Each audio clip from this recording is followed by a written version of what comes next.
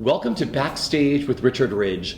On Monday evening, February 18th, Manhattan Concert Productions will present Frank Wildhorn and Nan Knighton's beloved musical, The Scarlet Pimpernel. It will feature a stellar cast led by Tony Yazbek, Laura Osnes, and Norm Lewis. Under the direction of Gabriel Barre, it will feature a chorus of over 200 musical theater students from across the United States. And I'm here at the legendary Sardi's, where I caught up with Frank, Nan, and Gabriel.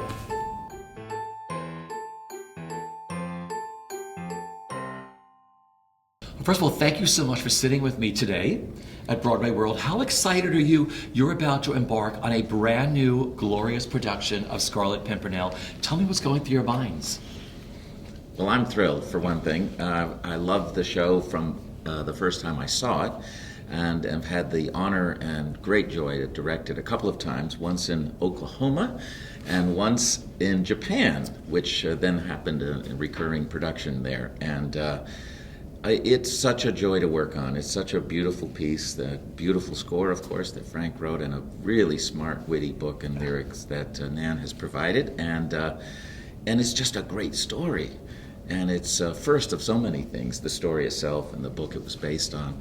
So it's really fun to bring it to life again, Zorro, especially all those things, yeah, especially with this wonderful, amazing setup at Manhattan Concert Productions with a choir and an orchestra and a cast of fantastic Broadway actors. Huge cast, 250, I think. Is that amazing? I know. I can't wait to hear it. I really can't wait. I just feel very lucky and grateful to the producers to give us a chance for our voice to be heard. Gabe and I have shared a few Pimpernel experiences. I was able to get Gabe to do Pimpernel in Asia with me. I loved his production so very much and the way he brought all the stuff out. And so it was great to have him come back and to do this. And, I've done a lot of shows, but this book is so beautifully written. And, I am such a fan, besides being a collaborator, of Nan's work. And I think to have a chance for the New York audience to rediscover it is fantastic. So what's it like for you to revisiting Pimpernel? Have you made some additions? For me, what can you it's tell crazy. us? Do you remember there was Pimpernel 1.0, 2.0, 3.0? This is basically 5.0 because for me, it was a fresh opportunity to see if there was something else I wanted to do. And there were things. I wanted to get You Are My Home back into the prison, which is now there, and Believe, the original wedding song, I wanted to get back as a wedding song. And then I decided, because I heard a piece of music he wrote for, I can't remember, one of his Japan. shows, and he wanted to see if I could write new English lyrics and get into this show, and I just heard it and I was like, that's the finale, that's got to be the finale. So we have this new finale, and it's exciting. My hands are always on this show, Yeah. as they are on all my shows, and because I have kind of an international life, I kind of produce them around the world and in Europe and Asia, and sometimes we have opportunities because of the stars there to do new things. And again, the piece of music Nan is talking about was something I wrote for a star in Japan, and that was a production that Gabe had done, and so it's just wonderful to bring new elements to it. Because it must be so nice. You said 5.0. Yeah. There are so many fans at BroadwayWorld who love this musical, who were there from the very first one, which I was in that rehearsal room with all of you when you presented that first time. What do they call the fans? The League or something? They had the League of the Scarlet Pimpernel, League of which I Scarlet believe is still in existence, and Yeah. probably some of them are going to be there. Actually, maybe all of them are going to be there. I don't know.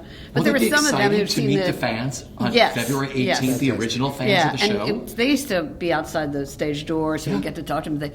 Some people went to the show 100 times. This is really true. And I was like, oh my God, couldn't believe it. But so anyway. Well, let's just talk about the fan base. Like you said, you've had productions of this all around the world. It was translated into Japanese, wasn't it? Of course, yes. Japanese, Korean, German, Swiss, Czech. What is it? What is it about this show that there are fans all around the world who love this musical and always come back to it? Well, for me, first of all, my life is run by two things, which is music and love knows no borders. Okay. That's why I'm married to a Japanese star. And I live that philosophy, and I think that thank God the melodies and the songs have had this life around the world. But also, before there was Superman and before there was Batman, there was the Scarlet Pimpernel. Yeah. And that's been marketed very well around the world, I think, which even people who don't know the title Scarlet Pimpernel, when they learn about it and, oh, it belongs to that world, that's opened the door for younger audiences around the world. And then they come in and they get what they get, and they see such a beautiful story that Nan wrote, and like she said, they come back again and again. It's universal stuff going on in the story, and again, it breaks down those boundaries. I wanted set off in the beginning, and I always thought it should be Technicolor if River was a movie. Sure. But I wanted it to have romance and adventure and humor and just go across the board, and with a happy ending, the whole thing. And it's pretty different from, Baroness Orczy's original novel, which is sort of a tamer version of that. And like Chauvelin was sort of a villain, but there was no love interest in the original book, and I decided to pop him up and make him a love interest. It was just really fun to do with all those elements and a happy ending. Yeah. I also think people in different countries and cultures, societies can relate to the show in their own way. Obviously, there's the personal and character connections, which are so vivid and beautifully drawn, the triangle and so on. But there's also the social aspect to the show and the notion of the power of one, and that we all can make a difference. That seems, I think, to register no matter what strife any particular country is going through, or tumult or questions they're asking. Somehow the story can relate, and we all know the French Revolution is a popular subject for shows too, but there's something about this particular take on it I that agree, I think yeah. We heard I think of he at hit one it on the point. nail. At one point, there was an Israeli soldier, and he would play Into the Fire every morning before he went out to battle, and that meant a lot to me. Yeah. Let's talk about this glorious new production from Manhattan Concert Productions. I mean, a chorus of over 200 musical Yeah. theater students, right, from across the United States. Yeah. A huge orchestra. How big is this orchestra? 2 million? 25, I believe. It's wonderful.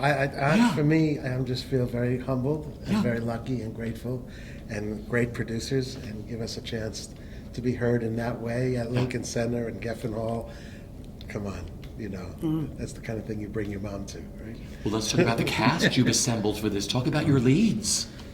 Tony Yazbek is somebody that I knew because he was in Chorus Line that my husband produced, and he's a really nice guy, unbelievable singer, dancer, actor. That's really exciting. I obviously know him better than Laura and Norm. Noah. So, but he's great. A wonderful team of professionals and people, and I think Frank and Nan attract wonderful people to their work because they want to have the same joy putting it on as they did creating it, and that seems to happen with every experience I've had with one of their shows, and this case is no different. Norm is wonderful. I got a chance to direct him as Sweeney and Sweeney Todd Oh, I the didn't first know time that. he did that role, and had a fantastic experience with him. I've worked with Laura very peripherally, but she's been a friend for a long time. And Tony is someone I haven't worked with, but have admired from afar for many years. And he has a natural spirit of goodness about him that I think is so appropriate for this character. And a generosity of spirit, as well as, he's a heck of a showman. And he's all of those things, I think, combined to make him, I think, a unique Pimpernel, but a terrific one, too. It's great. There's a lot of members of the Wildhorn musical family in here. Norm and I have done a million concerts together, and of course Laura was Bonnie. Yeah. Which can't say more than that.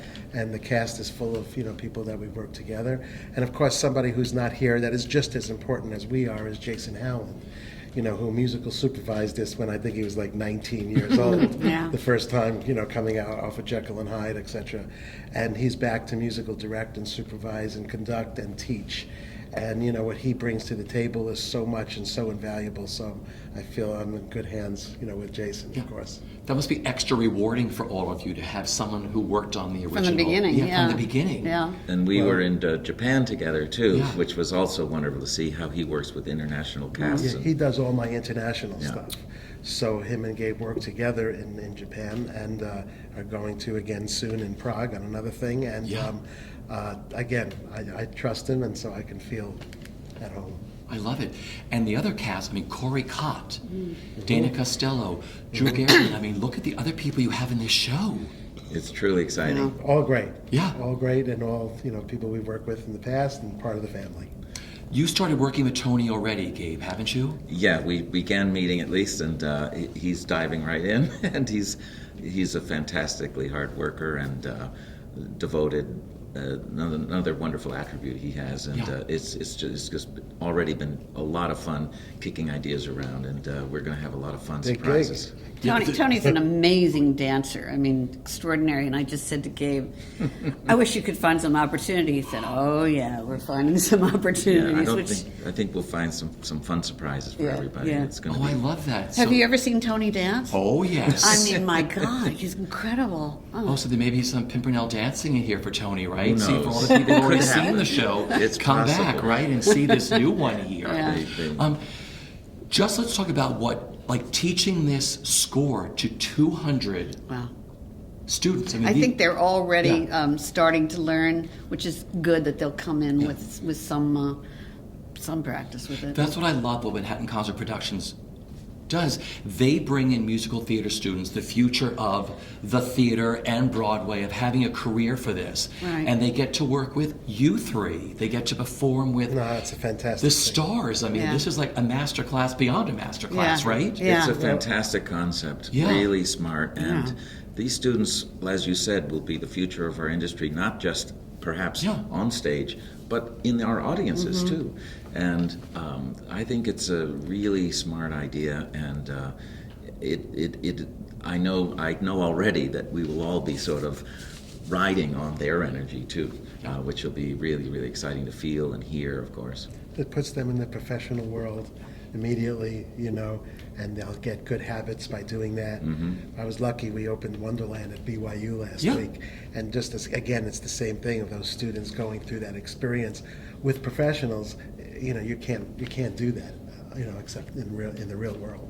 But to have you in the room, like the creators who created this show, Yeah. oh my gosh, I'm doing that production of a Scarlet Pimpernel, Yeah. not a school production. Pimpernel I'm doing 5.0. Yeah, totally. So what does that number mean to you, 5.0? I mean, It's just that every Yeah, version has yeah. changed a little. We changed directors early on, Yeah. from Peter Hunt to Bobby Longbottom, and then we moved from the Minskoff to the Neil Simon, and we moved because my other show, Saturday Night Fever, was moving into the Minskoff, so it was kind of crazy. And then we had to make it smaller for the road, and it all ended up, people told me, to 4, and so I figured this has got to be 5 because it's different. But isn't it great that you can go back and look at a musical, and you as a team can work on something and say, now I want to do this. Yeah, Like and you I'm said. always thinking, well, it could be better. I could change this. It's very hard for me not to improve something. Yeah. If you have the opportunity, why not? Why do you think your collaboration has worked so well? Collaborations are very interesting things. They're marriages. Well, because Creative we're marriages. completely opposite. Yeah. She's an Ivy League genius girl who's part of this industry, and her husband is a iconic person in this industry, and I'm a self-taught musician who is a lifeguard on the beach in Fort Lauderdale who still figures out what am I doing here. Yeah. So that's it. But that makes great also- chemistry. But I don't also, know what I'm doing. we I love make each it up as other. I go along. But you we know? also love each other, and that's a big part of it. Take me back to the beginning when you first, who brought the idea to whom to write this incredible musical? Well, Pimpernel? it started with Jimmy Niederlander Yeah. in the late 80s. He moved me to New York and set up my first production company here within the Niederlander offices. And this was when he was well and vibrant Yeah. guy. And he put up the original money for the music of Jekyll and Hyde, and then the Scarlet Pimpernel.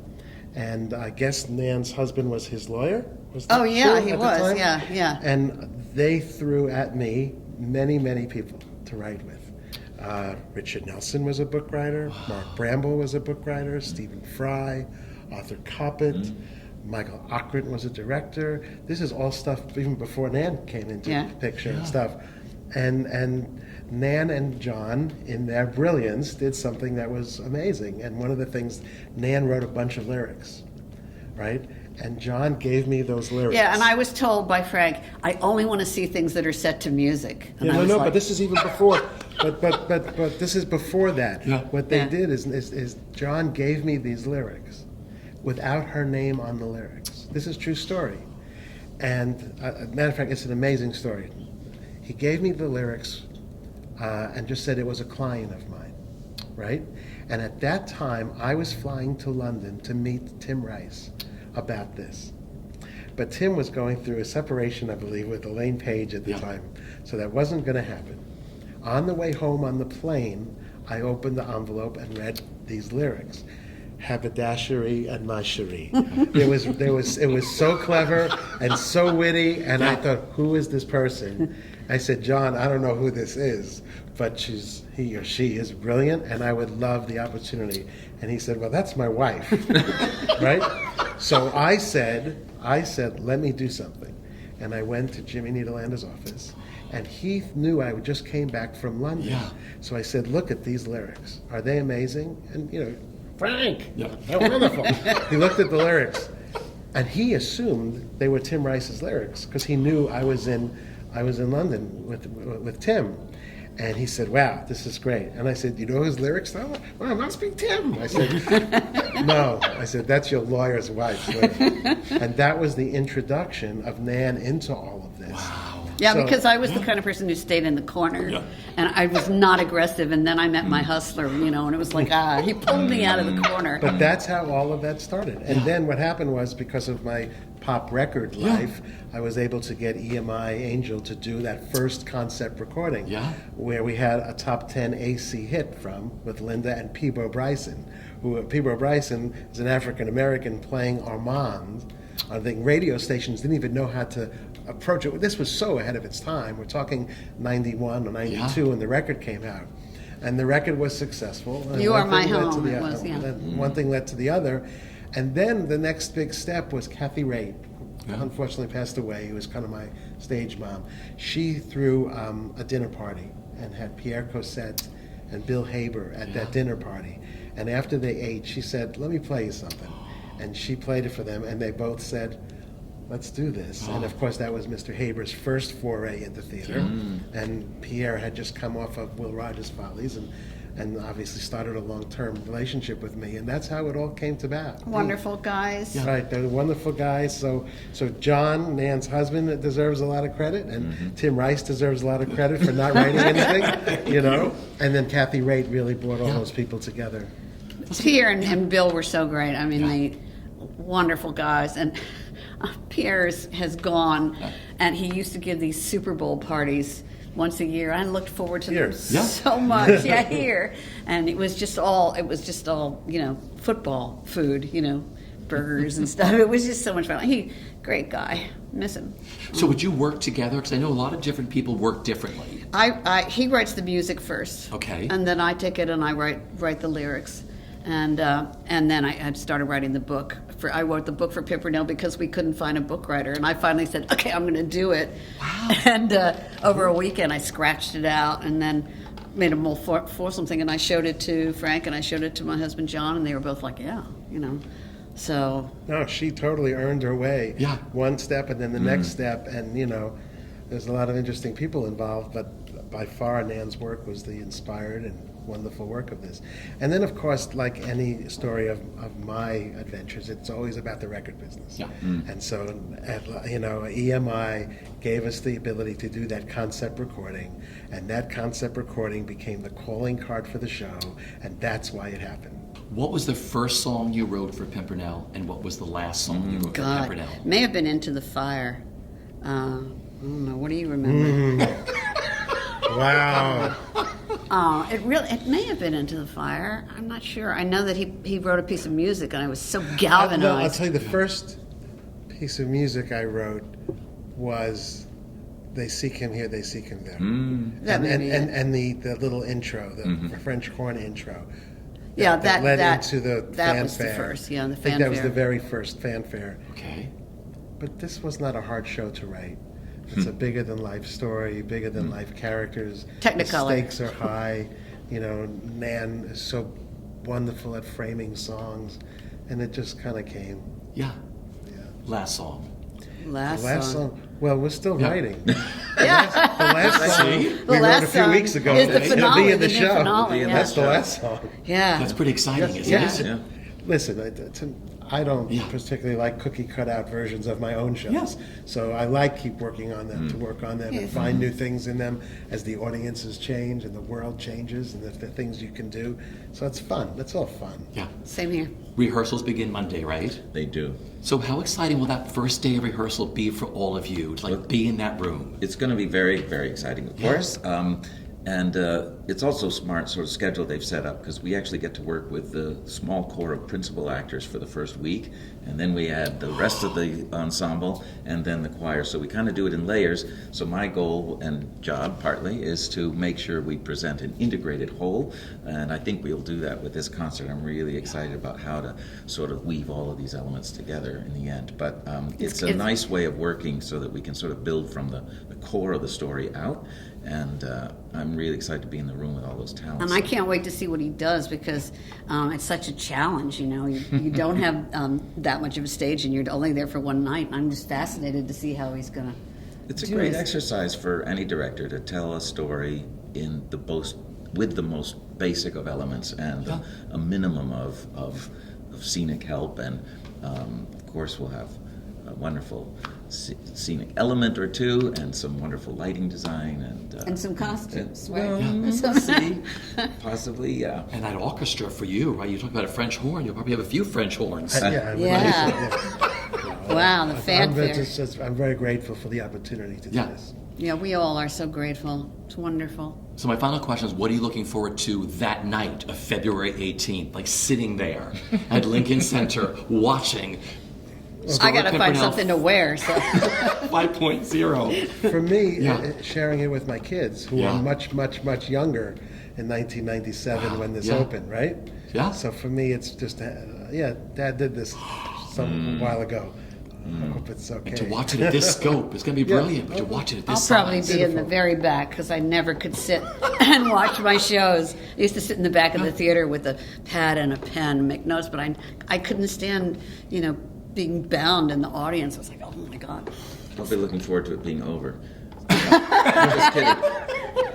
Actually, the only sad thing about this will be that we can only do it once this time at least, and we will. I know I'm going to feel like we're just getting started. Yeah, This bittersweet. is such an exciting story to explore, and with these talents, it's going to be not just exciting but fun as heck. Yeah. And I think I'm looking forward, of course, to seeing that work and feeling the story resonate as I've felt it before through audiences, and the ripples of laughter and so on that come with it. The show has a fantastic balance of tone that's hard to achieve, as we all know in shows, and it really knew what it wanted to be, or they knew what it wanted to be, and it fulfilled that. And it's a great lesson to watch the show and learn from it. I just hope it's an opportunity to give it a new life. Yeah. It's going to be, because that's the magic of what Manhattan Concert Productions does. I mean, you're going to see this huge scale with this incredible cast, incredible orchestra, incredible chorus that will just, the voices will go right through your body. It's going to be a magical night, and this will just be the beginning of Pimpernel 5.1, maybe? Yeah, 5.0, and I'm hoping it doesn't Well, go to that's 5.0, 6.0. I mean, I want to have another production, but I want it to stay this way. At 5.0. There we Five's go. a good number, right? Whatever is meant to be. I love that attitude. I've learned enough in this business, don't make plans. Just do your work. Yeah.